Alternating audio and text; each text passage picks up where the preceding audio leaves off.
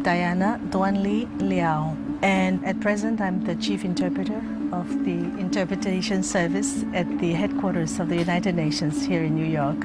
My name is Brigitte Andreassier-Pearl. I've been an interpreter at the UN for 33 years actually. I started in 71, and for the last 3 years I've been the chief of the French interpretation section. An interpreter is supposed to understand certain languages and then turn it into their mother tongue most of the time.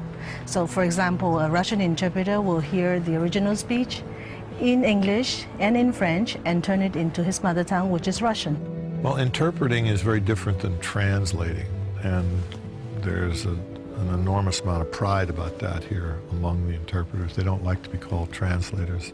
An interpreter is someone who is listening and literally interpreting on the floor while, say, the General Assembly or is in action or any other particular meeting, and they will interpret at the same time. School of thought would say, as long as you translate the word, it's okay. No, you have to make sense. It has to be coherent. It's not enough to do the translation. You have to interpret and make full sentences, and you have to make sense in what you say. You have to speak while the speakers are speaking. So this is called simultaneous interpretation. Translation is written. So you deal with the documents. A good interpreter is not necessarily a good translator and vice versa. It is a cross between a real professional profession and an artistic profession. One state can acquire at another's expense. You have to know your technical side, but you also have to have a certain disposition before you can do it well. And when you are in the booth, when you're in front of a meeting, part of it is really performing also, because you are, after all, on air, and you cannot redo what you just did. The partisans of both Kuman and Ajim Zola have become terrorists. So they're pretty fascinating people. They've lived international lives. Their research is reading the newspapers or the funny papers or comic books in another language. They're constantly trying to learn slang and current expressions, because when they get in trouble is when conversation gets very technical or moves outside the classical or traditional phrases of language. Sometimes delegates go too fast, but actually in my case, when it's fast and easy, I like it because it's very challenging. Now, fast and difficult, that's when you just have to, keep your cool. But the main thing is you never have to give the impression to your audience that you are lost. It is seldom not stressful, because you're not saying what you want to say, but someone else's thoughts.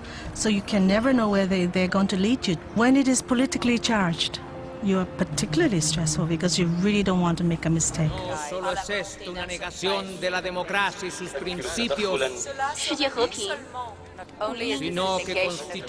are certain characteristics that a lot of interpreters have in common. Most of the time they're musical. Quite a few of us, play a musical instrument or are in a choir. And when I first talked to Sidney Pollack, he said, okay, you, Brigitte, what is your hobby? I said, well, I play the bassoon. He said, okay, tell me again about the bassoon. How big is the case and this, that, and the other? Would you take your bassoon case to work? I said, sometimes I do when I have a rehearsal in the evening and things like that. What is that? Oh, come on, Roland, it's my flutes and stuff. Here you have Mr. Fark, chief of the Arabic section. The interpretation. Esperanza de un mundo con justicia para todos. La paz del mundo jamás debía verse en peligro. We must not allow the por la peace of the voluntad de un world solo país. to No solo es esto una negación de la democracia. Now this is the English booth of the Security Council, and you have two interpreters at work.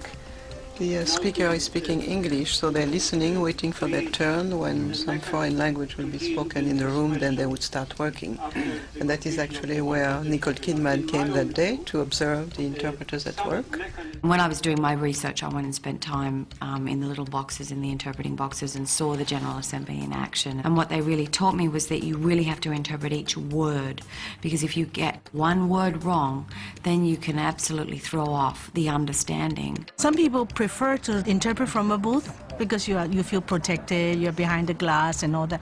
But personally, I prefer what you call live. They are bilaterals. For example, two heads of states, and then you are with one, and then to talk to the other. Because it is more poignant, and you can feel the electricity in the air. You can, see the expressions on the face much closer, and you really feel that you are the voice tacked to another voice. And the time is so tight that you really don't have to think of yourself, but you hear what you're hearing, and quickly you render it. And I love that when it is a bilateral. Condone the methods President Zwane uses against his own people. Dr. Zwane is an educator. It's a fictitious country that we've made up, and that we've made up of, believe it or not, a fictitious language, which only Nicole Kidman can speak. I can't utter a word of it, but she's learned a lot of it. The French proposal is a diplomatic headache for both of us. It was pretty hard, but I like a challenge. We went to a language institute in England, and we've developed a cross between Swahili, which is the lingua franca in a lot of East African countries, and Shona, which is a language from Mozambique. And this language institute took these two languages and then added a few things of their own and gave us a new language, which we use, and we call it Matoban, and we call the country Matobo. You really want to be precise about it, and you want to be able to speak it quickly, and you want to understand what you're saying. That's so important, even if it is sort of a make-believe language. Which language? The Matoban ambassador. He'll be speaking Ku. Ku? You speak the language, don't you? It's almost like any other job. If you've never done it, it looks impossible, but listen, brain surgeon is very hard, but you've trained and you can do it, right? Pilot of an airplane, you get the training and then you can do it. So it's the same for us. I had to interpret recipes, I have to interpret baby feed, the instructions, and but you never know which way it is going to take, because they have a kind of diplomatic banter, no? In the beginning, before they really get into the nitty-gritty, they can be talking about anything. Hey, manju, chodź semi. For us all, to do a good job, we have to know what we're talking about. And to know what you're talking about, you have to know what is happening in the world. And for that, we might be more involved than people think. They think that we're just interpreting speeches, but actually no. We are really trying to figure out what that country is trying to speak. How we try to help people talk and not fight.